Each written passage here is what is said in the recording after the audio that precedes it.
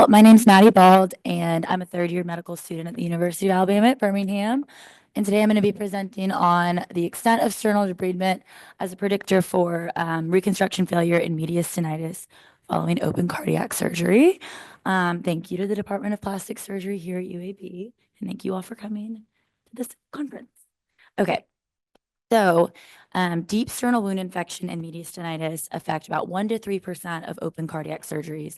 And having an infection after having an open cardiac surgery can definitely be fatal. These are patients that are very highly comorbid, and the cardiac surgery initially is, of course, a very morbid type of surgery to undergo. Aggressive debridement and sternectomy can help prevent recurrent infections, osteomyelitis, costochondritis, due to inadequate initial debridement. So essentially what that means is that when these infections occur, you can either remove part of the bone that looks like it's infected and leave some of it behind. You can do kind of a superficial debridement where you don't actually need to take parts of the sternum, or you can just remove the sternum in its entirety to prevent the risk of leaving behind any sort of bone that doesn't have adequate perfusion. However, keeping the sternum can help facilitate future interventions. Of course, having a little bit of bone in front of a heart helps prevent it from possible injury, which is nice. So there is kind of a debate between, of course, plastic surgeons who want to prevent infection and then cardiac surgeons who want to prevent their favorite organ, the heart. This study aimed to investigate the extent of debridement as a predictor for the development of postoperative complications. So we did a retrospective cohort study at a single institution on all patients that underwent sternal reconstruction by plastic surgery between 2020 to 2024. We looked at demographics, surgical details, and then postoperative course. We looked mainly at major complications, which for us we defined as 30-day readmission to the hospital, 30-day mortality, and then any complication during reconstruction that required a return to the operating room in the sense that was related to the sternal wound reconstruction. So it wouldn't be like a return to the operating room for an issue with the heart itself or an issue from the cardiac surgery. We used descriptive statistics and then two-tailed Fisher's exact tests. So the average age of our about 191 patients was 60. Majority were male, pretty closely. Majority was pretty half and half. Before undergoing surgical reconstruction, 106 patients had a total sternectomy, whereas 85 underwent subtotal.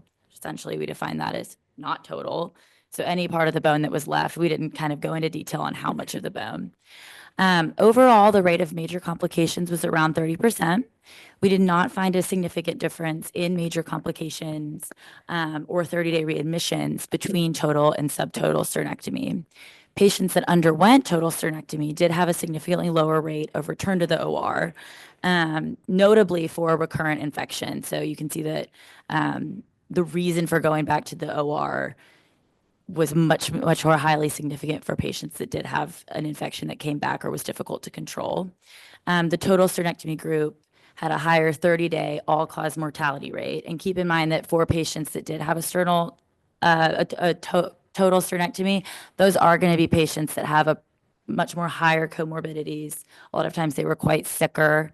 In future studies, we're going to look at kind of determining between that group that underwent a total, is there a difference in outcomes that we can kind of more adequately discern? But that's one thing to keep in mind, is that that was a sicker population group.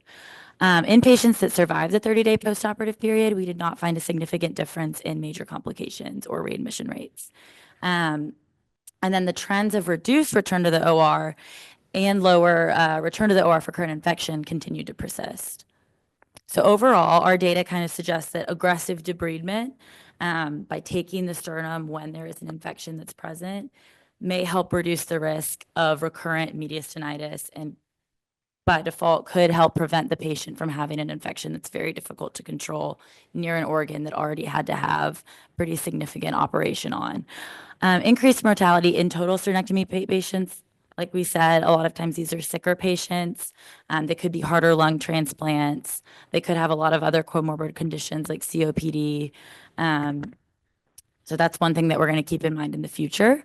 And then these findings could be significant for guiding care strategies. If you have a patient that you deem could be at higher risk of getting any sort of infection, potentially tobacco use, potentially nutritional deficiency, it could be a good idea to look into doing a total sternectomy versus a subtotal. These are the references, and thank you all.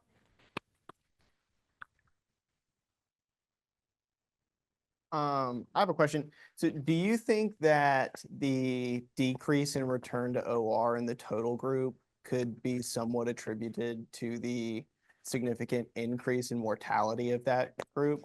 Yeah, that's a good question. I think a lot of times for the patients that did have an increased mortality within 30 days, a lot of them actually did go back to the OR, not even just for their heart, but a lot of them returned to the OR for incurrent infection as well.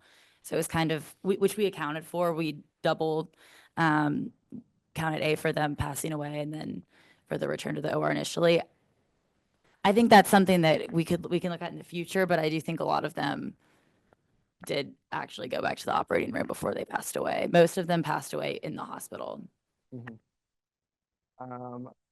I guess one more question is, I know you spoke on it a little bit, but how, like using this data, like how would you advise incorporating this into practice? Like when to decide, like how would you decide to use a total over a subtotal? So one thing that we're going to be looking at in the future is for a lot of these operations that do tend to have a lot of infection rates, you can use something called stimulant beads, where you put antibiotics into the beads and then use that in surgery.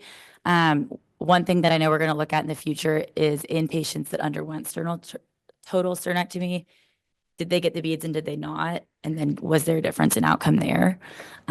Which could show, if there's a patient that is at risk, maybe you do a total sternectomy with some antibiotic beads and see if that increases their outcome.